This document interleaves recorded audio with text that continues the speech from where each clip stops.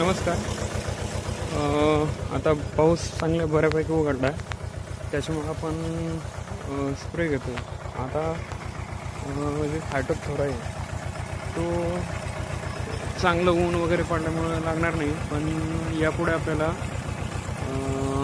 जे डास वगैरे त्याचा जास्त प्रादुर्भाव आपल्याला दिसणार आहे. त्याच्यामुळे आपण आता मोसंबीसाठी स्प्रे घेतो आहे. त्याच्यामध्ये आपण मिओथ्रिन घेतलं आहे आणि मिओथ्रिन हे डासासाठी एकदम छानपैकी काम करतं. त्यासोबत आपण ब्ल्यू कॉपर आणि हे HPMचं M45 घेतलं आहे, जेणेकरून जी बुरशीर आहे कॉन्टॅक्ट फंगीसाईड किंवा अंतःप्रवाही फंगीसाईड हे दोन्ही प्रकारे खूप चांगल्या प्रकारे काम करतं.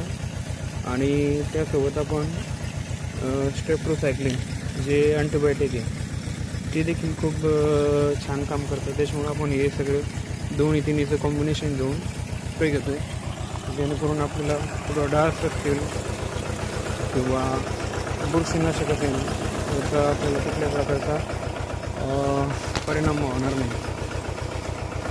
त्याच्यामुळं आणि मालाची देखील क्वालिटी चांगल्या प्रकारची सुधारेल आणि जळ वगैरे होणार नाही.